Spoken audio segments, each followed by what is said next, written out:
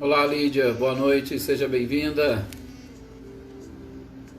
Olá, Adriana, Valdete, Silvano, Luiz Alberto, Ricardinho, Lúcia, boa noite para vocês.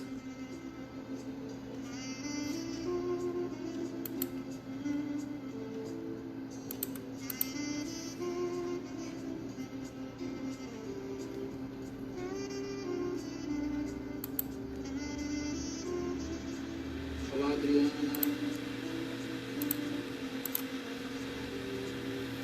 Célia, boa noite também, seja bem-vinda. Dudu, boa noite. Adriana Dantas, boa noite, seja bem-vinda. Michele, Gabriel, boa noite para vocês também. Patrícia Rocha, boa noite. Olá, Leda, seja bem-vinda. Alex, boa noite.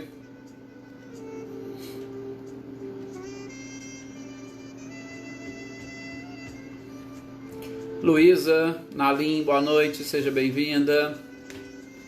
Cláudia Ono e Eliane, boa noite para vocês.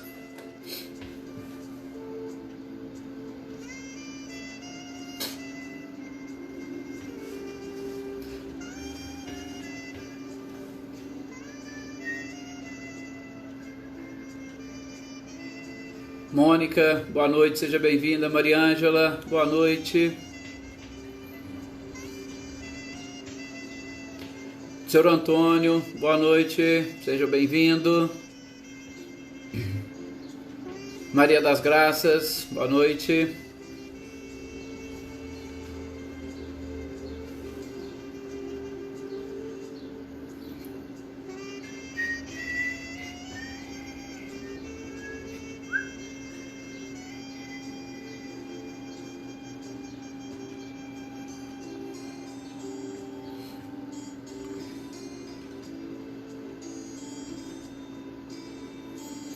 Anitta, Clarindo, boa noite para vocês, seja bem-vinda.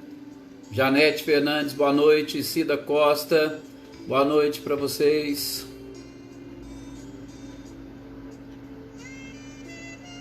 Ana Cristina, boa noite.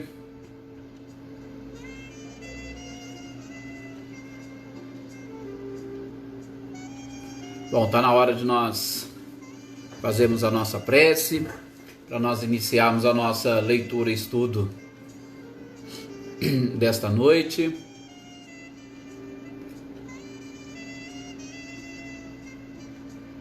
José Ricardo, boa noite também, seja bem-vindo. Boa noite, Rosilda. Neuza Gonçalves, boa noite. Vamos aqui agora diminuir o som.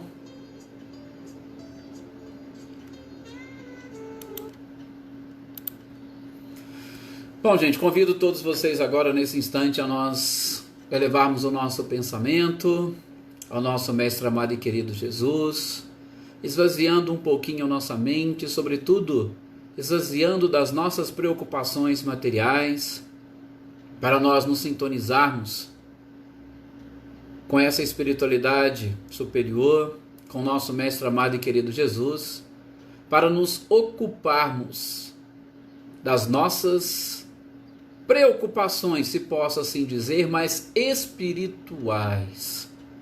Vamos olhar agora para nós como espíritos imortais.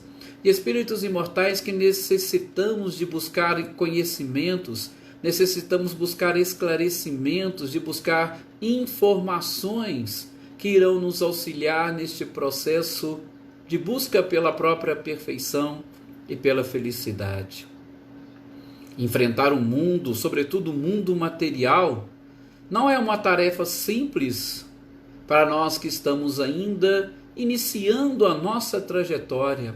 Recém-saídos dos instintos, ainda não temos a plena capacidade ou a consciência para agirmos com inteligência e de forma racional, para sofrermos menos e sermos mais felizes.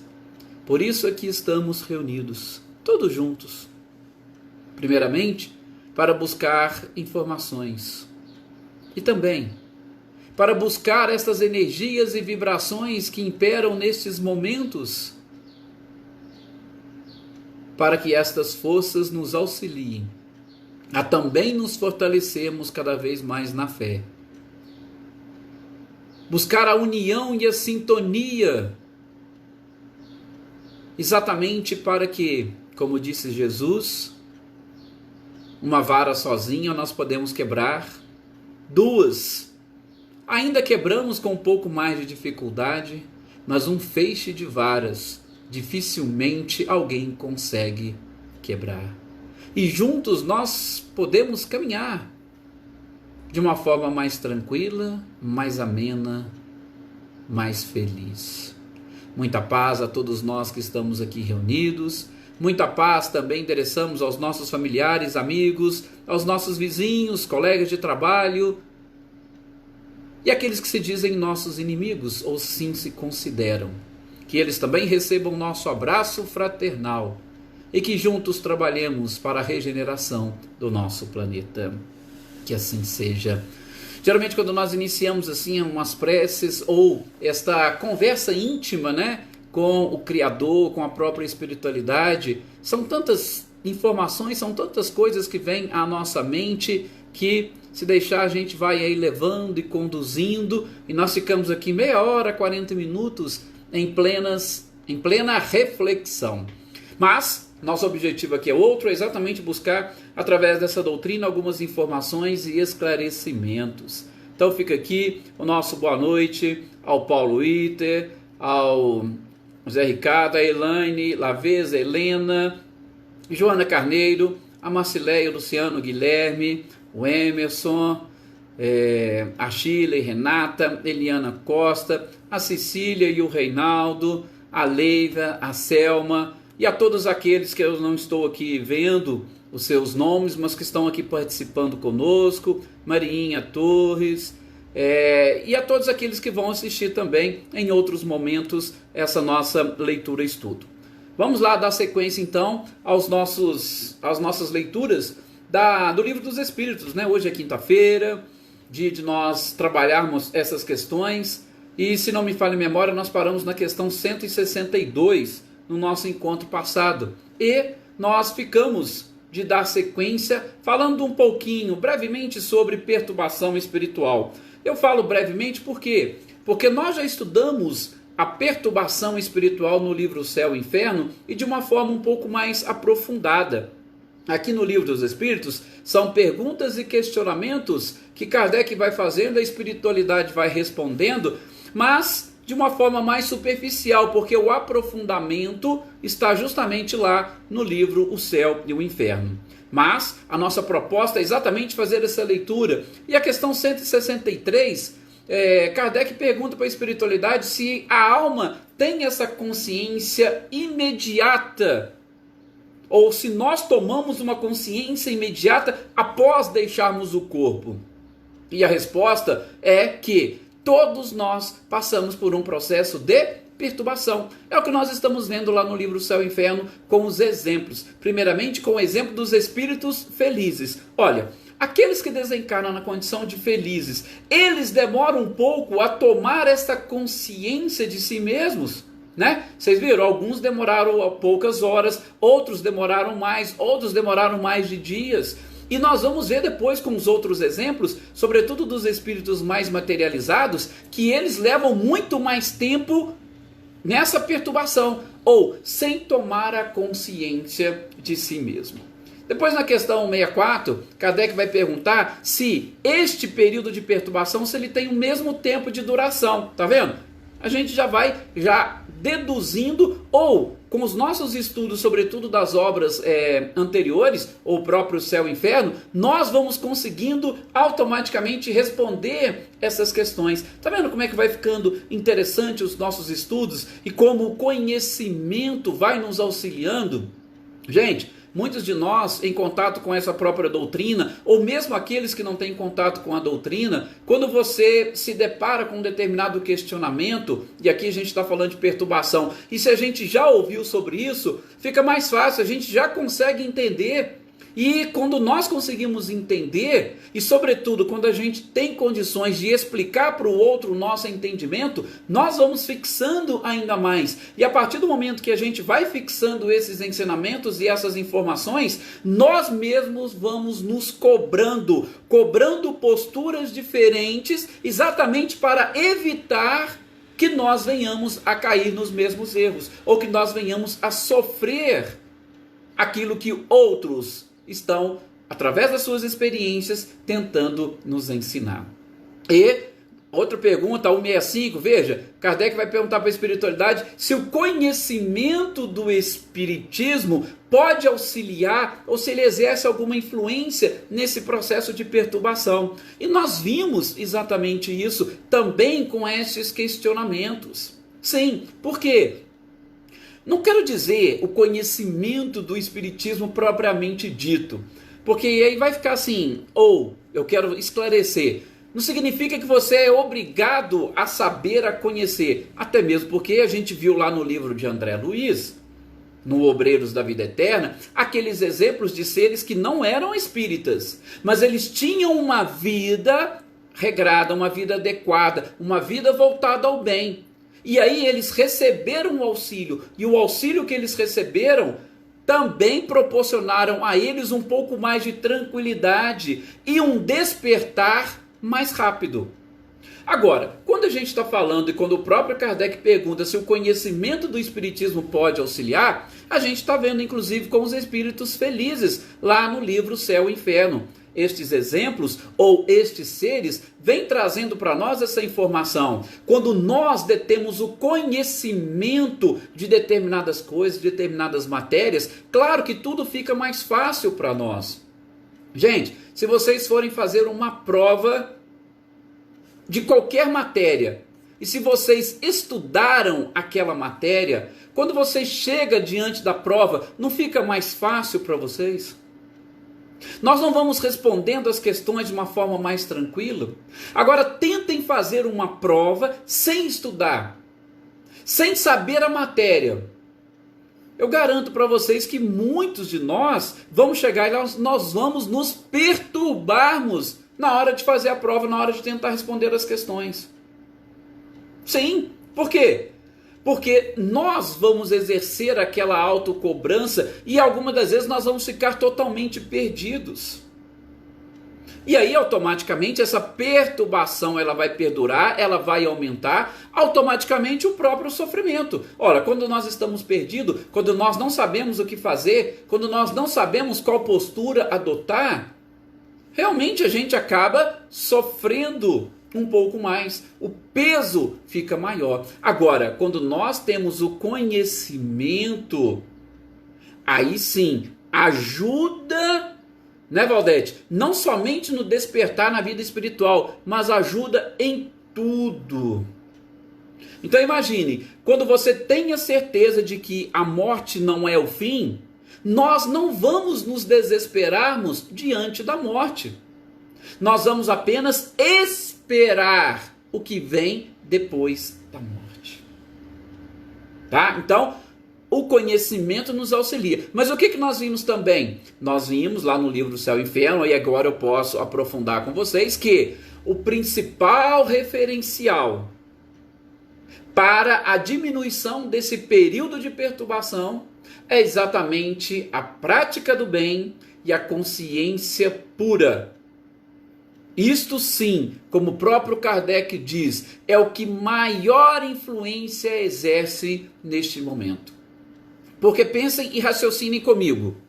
Se vocês praticam o bem, quando nós praticamos o bem, quem são as pessoas beneficiadas e, sobretudo, que se sentirão gratas a nós? Veja, não é que é para a gente fazer conta disso não, por favor, me entendam. Eu só quero que vocês raciocinem comigo sobre essa questão da prática do bem. Quando você faz o bem para alguém, aquela pessoa vai ficar grata, tá? E, inclusive, ela vai se sentir na obrigação de retribuir aquele benefício que ela recebeu. Ó, se você faz o bem para uma pessoa, os familiares daquela pessoa que sabem que você fez o bem, eles também vão ficar agradecidos a você, não vão? Além daqueles, nós temos os outros seres espirituais, os anjos de guarda de cada um desses que você beneficiou. Eles também não vão ficar agradecidos a você? Vão. Então vocês imaginem, quando nós desencarnarmos e todas aquelas pessoas para quem nós fizemos o bem, elas vão esperar por nós no mundo espiritual para nos receber. Elas vão fazer as orações por nós, porque se sentem agradecidas. E tudo isso, gente, vai auxiliar. Tudo isso vai ajudar. Então, quando a gente faz o bem para uma pessoa, é uma cadeia, uma corrente de bem, que aquilo vai depois, nesses momentos, nos auxiliar. E aí a gente chega no plano espiritual, quem que vai receber a gente lá? São esses espíritos. Agora vem, raciocina comigo o contrário. Daqui a pouco eu até cito aí um exemplo para vocês. Raciocinem comigo o contrário. Se você só pratica o mal, se você só prejudica as pessoas, ora, quando você desencarnar, quem que vai estar te esperando lá no plano espiritual? Aqueles que vão te ajudar ou aqueles que vão cobrar de você? Tá? Valdete, eu concordo. Claro que nós somos os primeiros e muitas das vezes somos os únicos beneficiados. Mas eu só estou assim, puxando um pouquinho para mostrar para vocês que o benefício ou que a prática do bem, ela exerce sim essa influência para nós. Por quê? Por conta exatamente dessa chegada e da recepção que nós vamos ter. Tá? Então, é lógico, fora dessas questões, o bem só faz, ou o primeiro beneficiado somos nós. Estamos falando assim, de questão de realmente se sentir bem, se sentir tranquilo. Mas, dentro dessa própria contabilidade divina, esses dados a gente não pode esquecer. Então, por isso que a gente está refletindo além, tá? Nessas questões. Bom, não sei se vocês se lembram, se recordam, aqueles que leram o livro Nosso Lar, ou aqueles que assistiram o filme Nosso Lar. Vocês se lembram do André Luiz? O André Luiz estava lá com toda aquela preocupação, né? E teve aquele período de sofrimento dele, até ele ser socorrido, mas chegou no momento que ele quis saber das pessoas que estavam lá, que oraram por ele, que o auxiliaram lá no plano espiritual, sobretudo para receber ajuda. E aí o que aconteceu? Quando ele identificou, quais foram as duas pessoas que tinham orado por ele?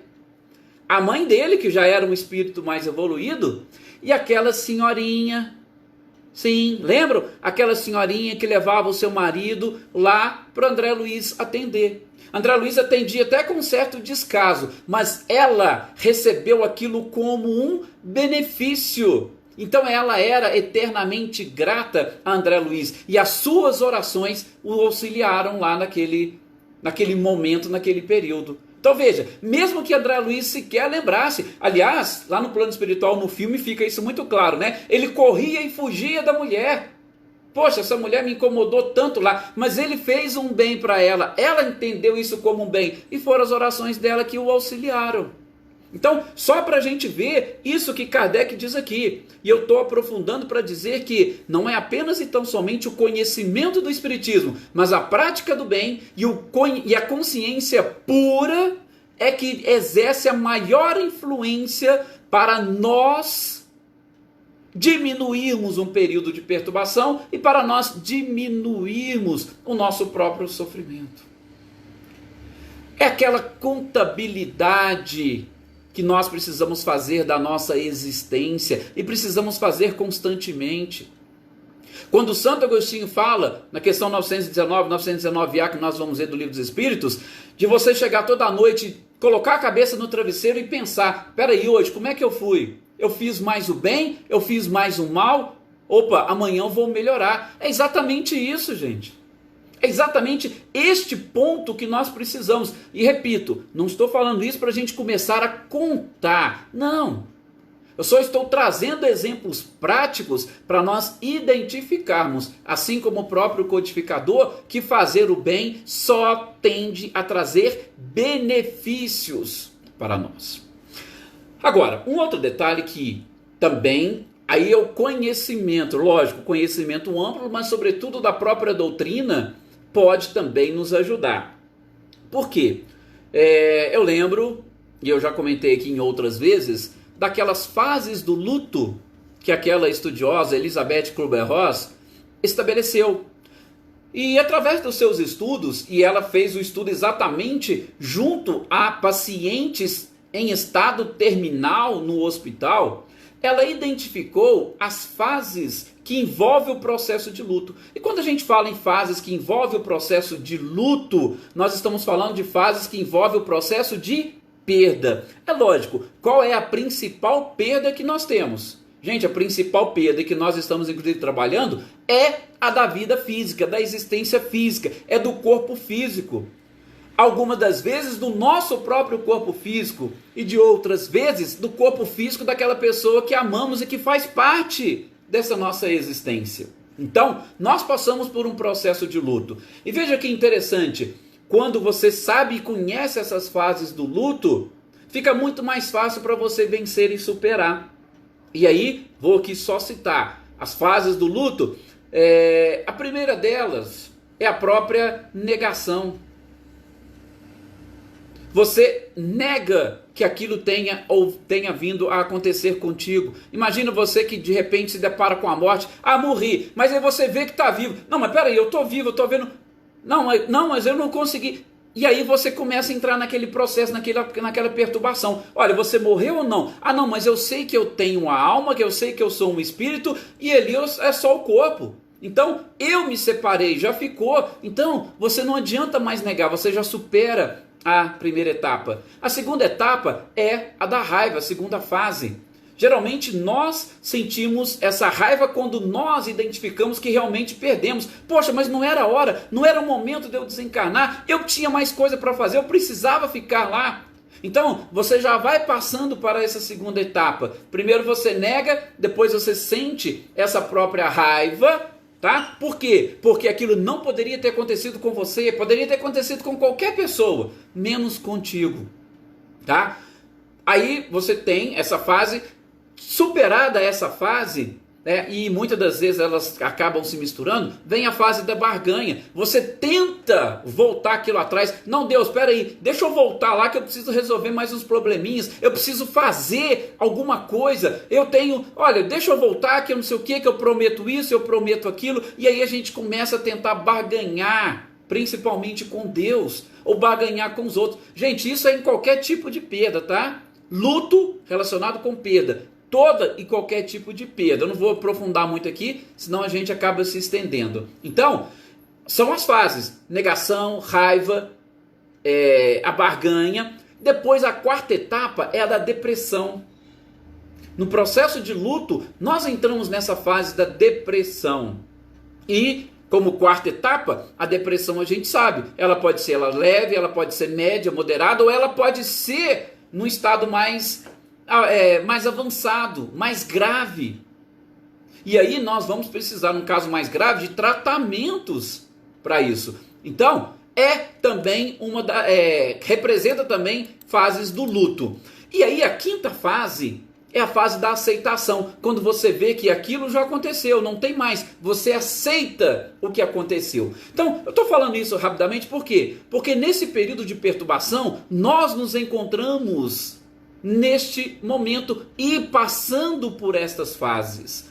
Nós vamos encontrar, e depois qualquer coisa vocês me lembrem para a gente fazer essa analogia. Quando estivermos estudando os espíritos que desencarnaram na condição de criminosos, arrependidos, suicidas, lá no céu e inferno, vocês vão ver que cada um deles vai se encontrar numa fase diferente, numa fase distinta.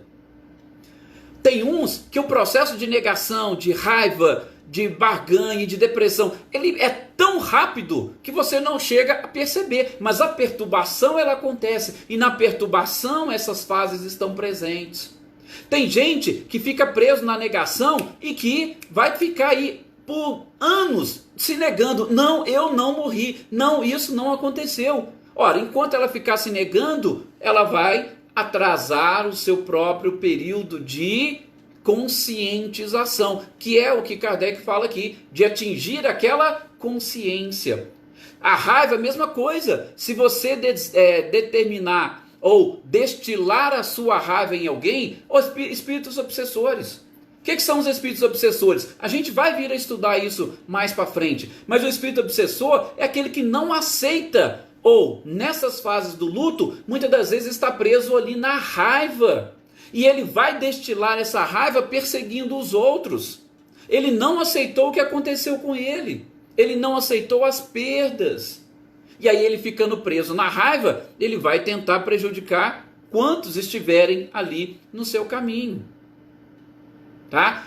Outros vão tentar de tudo essa troca. Outros vão ficar ali naquela depressão. E essa depressão pode durar muito tempo. Inclusive, gente, nós estamos falando de espíritos. Tá? Tem informações. Agora eu fugi até o nome aqui do Manuel Filomeno de Miranda, o nome do livro dele, que ele conta. E Eurípides Bassanufo é um dos responsáveis por um hospital que ele criou, que ele construiu no plano espiritual, que é um hospital psiquiátrico. Principalmente, os principais pacientes desse hospital são espíritas. Por quê? Pessoas que não conseguiram passar por essa fase do luto. E muitas estão presas, sobretudo na depressão. Precisam fazer um tratamento psiquiátrico lá no plano espiritual para conseguir aceitar esses processos ou aceitar a própria perda, aceitar o desencarne. Então, é algo bem delicado. Então, eu estou chamando a atenção de vocês, por quê? Porque Kardec vai dizer que o conhecimento do Espiritismo pode ajudar? Sim. Por quê? Sabendo de tudo isso, eu tenho mais condições de superar estas fases. E eu preciso superar para, aceitando, eu dar sequência na minha vida. Porque não vai acabar ali. Tem muitas outras coisas para nós fazermos. Ok? Então, pensem e analisem. E mais para frente a gente vai continuar conversando sobre isso. Agora, aquelas pessoas descrentes, materialistas, indiferentes, elas vão demorar um pouquinho para perceber essas verdades. E aí o processo de perturbação ele pode durar. Vocês imaginam uma pessoa que não tem essa consciência, para ela morreu, acabou. Aí de repente o corpo, a vida orgânica cessa, ela continua em espírito. Aí o Sr. Antônio está lembrando para nós aqui, o Hospital Esperança, tá? É isso mesmo, obrigado, Sr. Antônio. Em espírito, ele percebe que, opa, eu estou vivo, eu não morri. Só que ele não consegue sequer enxergar o seu corpo que desencarnou e que foi enterrado. E ele vai continuar vivendo como se tivesse um corpo de carne. Gente, vocês imaginam por quanto tempo ele vai tentando levar essa vida? E aí de repente começa a conversar com os outros o ignoram. Vai falar assim, poxa, eu estou conversando, ninguém me ouve. Mas não é porque ninguém está te ouvindo, ninguém realmente está te ouvindo, está te vendo. Por quê? Porque você não tem mais um corpo. Então aquela perturbação vai perdurar até você conseguir o quê? Descobrir que você não tem mais o corpo de carne. Então a situação ela é delicada. E por isso é que Kardec fala que o conhecimento do Espiritismo pode nos auxiliar neste processo. Ok? Assim, a gente encerra essas questões relativas à perturbação. Repito, não precisem ficar assim muito preocupados, a gente vai continuar conversando sobre isso, e inclusive nos exemplos do livro Céu e Inferno, o qual nós fazemos as leituras todas as terças, vai nos ajudar a entender melhor. Aí a gente avança agora já para o capítulo 4 dessa segunda parte, que é sobre a pluralidade das existências. E aí a gente vai começar a tocar no tópico da reencarnação. Bom, eu me sinto na obrigação de fazer aqui uma breve introdução, porque eu sei que tem muitos de vocês que estão aqui, não são espíritas, não têm conhecimento dos conceitos e princípios da doutrina espírita. Eu quero que vocês fiquem muito tranquilos com relação a isso, principalmente por quê? Porque nós estamos fazendo essas leituras das obras de Kardec exatamente para nós refletir sobre estes conceitos e princípios e para nós nos convencermos da verdade. Eu não estou querendo dizer que aqui está a verdade, não é isso. Mas eu quero que todos vocês analisem, sobretudo do ponto de vista ou do prisma da lógica, estes conceitos e estes princípios que Kardec e a espiritualidade nos trouxe. Tá? Então, a gente vai adentrar a questão da reencarnação? Sim, vamos adentrar a reencarnação. Assim como nós estamos adentrando na reencarnação nas nossas leituras de segunda-feira no Evangelho segundo o Espiritismo. Também no capítulo 4, ninguém pode ver o reino dos céus se não nascer de novo. E, sobretudo, a gente está fazendo o quê? Nós estamos buscando na própria Bíblia as informações que o próprio Kardec extraiu para nos mostrar que o conhecimento da reencarnação é um conhecimento antigo e que não é coisa ou criação do Espiritismo, tá? Então, fiquem tranquilos com relação a esses temas, tá? Se alguém depois tiver ainda alguma dúvida, pode mandar para mim lá no privado, a gente vai conversando, explicando, mas nós vamos trabalhando esses conceitos aqui e nós vamos trabalhando também esses conceitos no Evangelho segundo o Espiritismo, sobretudo nesse capítulo 4. O Rodinei pergunta aqui: durante todo o plano espiritual é lembrado da vida corpórea? Sim, Rodinei, nós vamos inclusive também identificar nas outras obras de Kardec isso.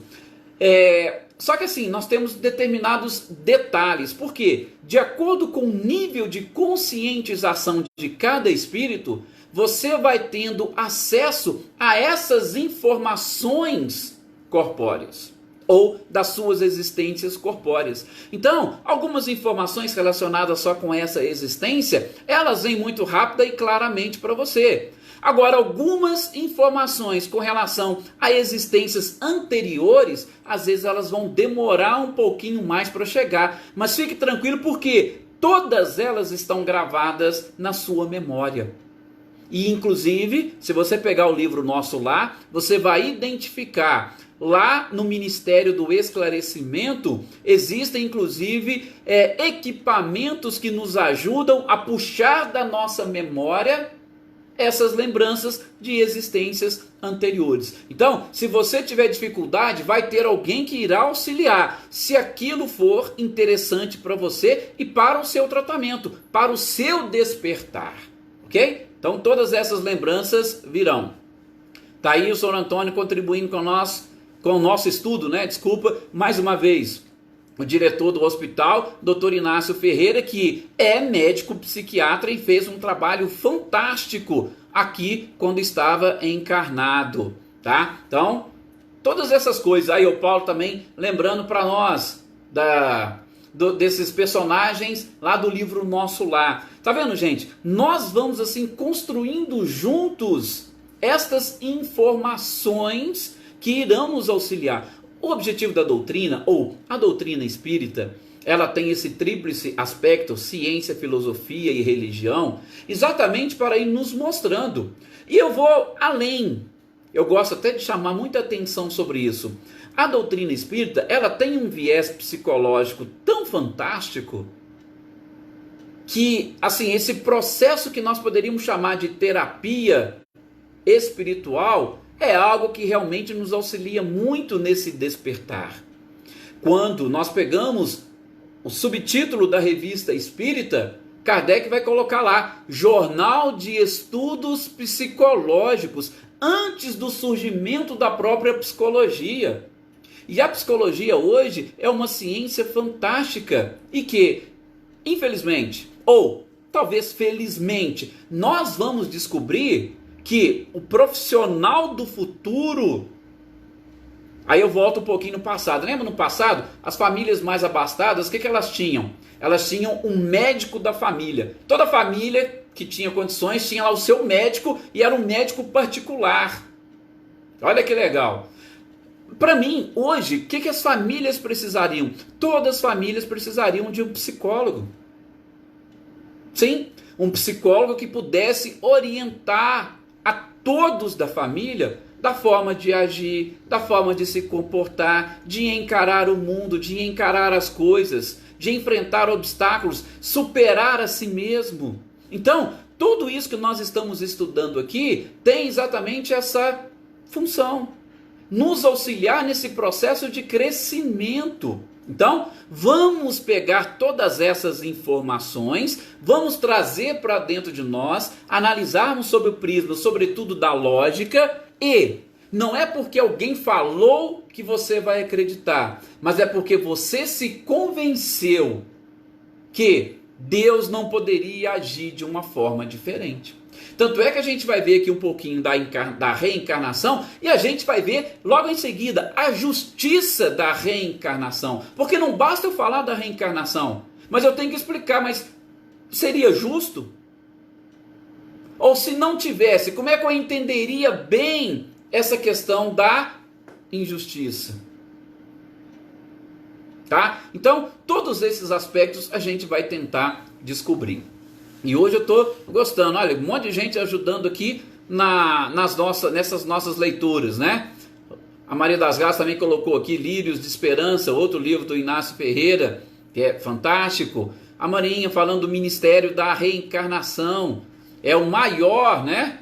Lá, no plano espiritual. Por quê? Porque é justamente algo que ainda mexe e muito com as pessoas. Né? Muitos têm essa dificuldade de entender e de aceitar a própria reencarnação, tá? Mas a gente vai descobrir isso aos poucos, tá? Apesar de que o nosso tempo ele é curto, mas a gente não tem pressa. O que nós precisamos é exatamente utilizar esse período para a reflexão. Então vamos ver o que diz a questão 166 do Livro dos Espíritos. Nessa questão, Kardec pergunta, ora, como a alma pode acabar de depurar-se?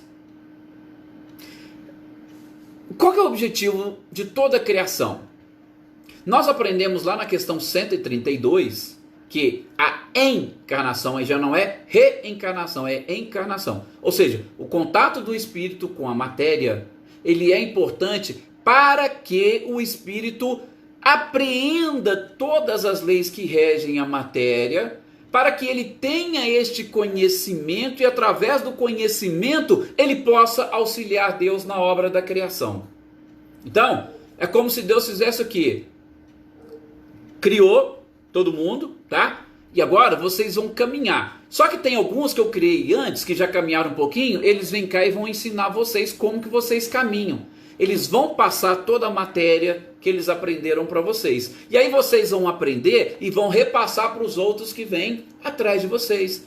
É aprendizado, conhecimento. E aí quando a gente chega num determinado patamar, você já detendo todo o conhecimento, você não vai sofrer influência e não vai nem sofrer com qualquer tipo de coisa que vier a lhe acontecer. Por quê? Porque você já está superado, você já superou, você já ultrapassou todos os limites. Você chegou naquele estado de pureza. Tá? Então, se nós temos essa função, aí a gente pergunta, peraí, eu não consegui aprender tudo agora nessa encarnação. Eu adoraria, por exemplo, aprender a tocar violão ou tocar algum tipo de instrumento. Eu adoro música. Mas você não aprendeu. Mas isso é importante para você? Isso é importante. Então, como que eu posso aprender? Não, você pode aprender numa próxima encarnação. Se isso é importante para você do ponto de vista espiritual, se você pode ter certeza que você vai aprender em outras oportunidades. Tá? Estou fazendo uma analogia com a questão da arte, da música, tá? Que é realmente importante em todo o universo, mas serve para absolutamente tudo. Tá? Por isso nós experimentamos praticamente de tudo na natureza. Nascemos pobres, nascemos ricos, nascemos artesãos, nascemos artistas. Nós vamos depois experimentar a questão do empresariado, nós vamos tentar também ser empregado. Então nós vamos tentar de tudo. Por quê? Porque eu preciso adquirir essas experiências para que eu possa conduzir as pessoas, para que eu possa conduzir almas. Questão 540 do Livro dos Espíritos vai falar para nós. Do átomo ao arcanjo. Aquele que é arcanjo, que tem toda a sabedoria, ele já foi um átomo antes, mas ele percorreu toda essa estrada. E aí Kardec pergunta, como que a alma pode então conquistar? E aí vem a resposta. sofrendo uma nova encarnação, voltando ali ao corpo de carne para continuar as suas experiências. É assim que ele vai aprender. Se você fosse na escola apenas no primeiro ano, só no primeiro ano você conseguiria aprender tudo e já sai dali professor? Não. Você vai lá no primeiro ano, vai aprender as coisas do primeiro ano. E depois? Depois que terminar as férias, você volta para frequentar o segundo ano. No segundo ano são outras coisas que você vai aprender. E depois você tem um descanso, tem as férias, você volta para o terceiro ano. E assim você vai paulatinamente aprendendo cada ano uma coisa diferente. Cada existência, coisas diferentes. Assim você vai conquistar a perfeição, que é exatamente o que Kardec fala e pergunta, e a espiritualidade responde nessa questão 166. Uma questão 166 que ainda tem alguns desdobramentos e que a gente vai falar sobre ela no nosso próximo encontro, porque o nosso tempo hoje esgotou-se. Gostaria aqui de agradecer a vocês essa oportunidade, essas reflexões, essa leitura que nós estamos fazendo juntos. E até o nosso próximo encontro. Amanhã estaremos aqui, com a leitura do livro dos Médiuns. Muito obrigado a todos, obrigado pelo carinho, pela participação e tenham aí uma excelente noite.